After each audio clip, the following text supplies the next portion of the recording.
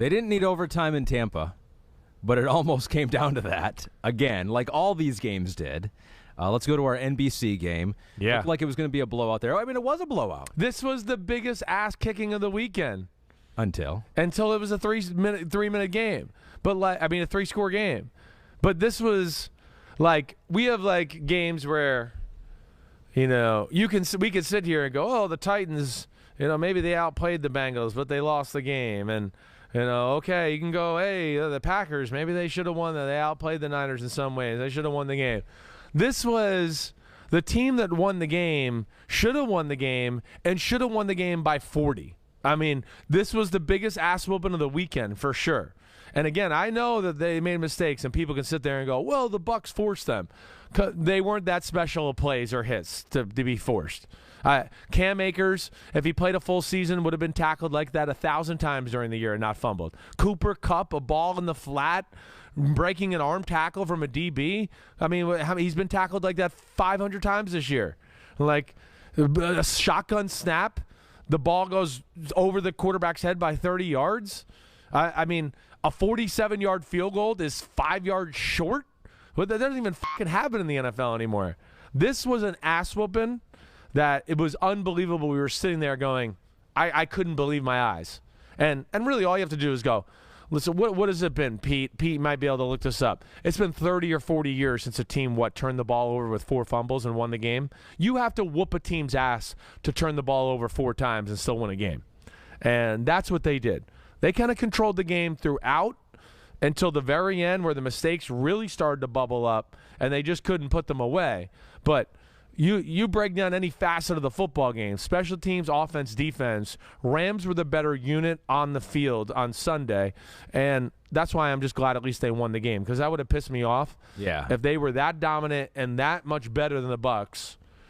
And the Bucs still got to go on. To me, again, I get scared of. I get scared. I want to see the best championship games. I want to see that. And the Rams, to me, at their best, show that they were better than the Bucs for sure. Yeah, the fact that the first Akers fumble happened at the 1 yard line. The 1 yard line. You're about to go in. Yes. And then the other one comes when you're milking 1 yard the clock. line going to be 27-3 at halftime. Yeah. I mean, it's going to be 27-3. They eventually got there in the second half. Right. But then you had did you mention the bad snap too? Yeah, Stafford, and that was just weird. Like Cooper, a weird circumstance. Bad snap there. You're already in field goal range. Yeah. I mean, you're already in 37-yard chip shot field goal range, and you don't even get anything. They get the ball. The Cooper Kupp fumble. You're around midfield. You're a completion or two away from being in field goal position there. Mm-hmm. The Cam Akers fumble at the 1. The Cam Akers fumble, of course, at the end of the football game. Right. I mean, it was just one unreal thing after another. It really was. And credit to the Bucs. I don't want to take total credit away from them. But, again, let's get down to it. I mean, the Rams offense had answers for the Bucs all day long. All day long. None of the Todd Bowles blitzes fooled them. We didn't see anybody coming free to Matthew Stafford. The pregame show, to me, the story of the game was what quarterback could get protected. And the Rams won that battle. Not only because their own line played well, but McVay and Stafford had a real plan of attack that made sense. They stayed patient with the run. The play-action passes were there. You could tell they had a real good feel for what blitzes were coming. They always at least had the numbers right and how to protect it. So, and then let me just say this. Oh, ding, ding, ding. Ding, ding, ding. Support matters. Ding, ding, ding. Support matters. Oh, see, when you have talent at the quarterback position and now he's got some talent around him, he fucking looks awesome for 2 playoff games in a row. Yeah. So Matthew Stafford haters, please apologize to him. Let's give the guy some credit. And me. And you. I've been because that's your guy. I know. That's my guy. See, you're a proud father for Josh Allen. Right. I feel the same way with Matthew Stafford. Good for you. I got some of that feeling too because it's just good to see. I mean, he played phenomenal yesterday. I've seen this many times where he's had a lot of experience coming back in the fourth quarter. Yes. I mean, with the Detroit Lions, he was down basically every start that he made. And so he had a lot of experience in those situations. So he has felt the pressure. Not in a playoff game like that many times, but, we've seen it down the stretch for Matthew Stafford, even in games where he has not played well. Fourth quarter, final minutes of the fourth quarter, he's made some huge throws. Huge. Did it again here. Huge. At the end of the game. Big 44-yard catch to Cooper Kupp at the end there. Who blew it? Who do we blame for the Bucs I think first off, I just go, why? Why are we doing that defense there? What are we going for the jugular right there at that moment? That's what I don't understand. No timeouts. Why let them get out a free jail card against one of the most talented receiving corps in football and go, here's a one-on-one shot with against one of our freaky guys. We'll give you a one-on-one shot. Which one did you want to throw to? Odell, Van Jefferson, Cooper Kupp? All of them could beat us on any given play, but we just wanted to make sure you knew it was this play right here. You know, I heard Bruce Arians after the game go, well, one guy didn't blitz. It didn't matter. There was a free guy off the edge. I mean, he had to throw it quick no matter what. He was fading away. He wasn't fooled by it. He knew it was coming. I don't understand the call. And then, of course, what does the call lead to? A guy that's playing safety against the best receiver in football this year? Yeah. Man-to-man? That was a no-win situation. But, again, I think the microcosm there is the Rams had answers for everything the Bucs did on the defensive side of the ball yesterday.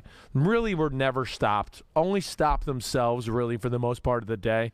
And I give McVay and you know, a lot of credit. Didn't run the ball well, but like McVay always does, and I said this during the pregame yesterday, attempts are important for them. Just to, hey, slow down the pass rush for the Bucs. Keep the play-action pass alive. Let your team fire off the ball and impose a little physical will at times instead of always catching and pass blocking, right? So that's where the game plan was brilliant. And to your point, what you said, we came in a lot of Mondays towards the last month of the year and went, the Rams are playing good. You heard me say a lot of times, the Rams got everything going except Stafford in the trust tree. And even when he was in the trust tree, he was clutch as hell at some of the end game moments. Ravens game did some dumb shit, clutch drive to win it. Minnesota Vikings game did some dumb shit, clutch drive at the game and to win it. You know, 49ers game, you know, tough spot. They're sputtering, goes down and scores a touchdown, puts them up by 7 with a minute left. Mm-hmm. So he's shown the ability to bounce back from adversity. It wasn't his adversity yesterday, but man, that was a beautiful throw, and clutch as it gets to Cooper Kupp down the middle. Cooper Kupp ends with 9 catches, 183 yards, a touchdown. Did lose that fumble. He's got the second most receiving yards in franchise history in a playoff game. Tom Fears, back in 1950, 198. Remember that great Tom Fears game? I do. You do? No, you don't. No, I don't. Okay. I'm a historian, but I don't remember that one. I'm not going to lie. The word with fear, Tom Fears. I mean, there's a lot of, you could have a lot of fun with those names right there. He goes Hall of Famer. Yeah, I knew he was a Hall of Famer. I knew the name, but I can't say that I remember, like, any of that. Fear the Fears. Fear the Fears. Cooper Kupp now. And Matthew Stafford as they are moving on. Matt Gay with a game-winning field goal. Hi, I'm Mike Tirico, and thanks for watching. Make sure to hit subscribe for the latest news and highlights from NBC Sports.